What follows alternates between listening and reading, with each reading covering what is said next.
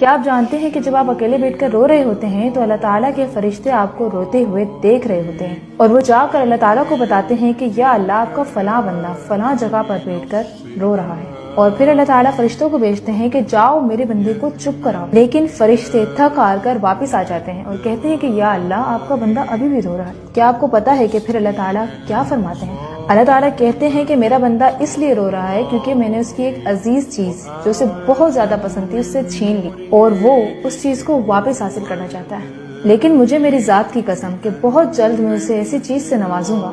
کہ تمام مخلوق اس پر رشک کرے گی اور جو چیز اس سے چھین لی گئی ہے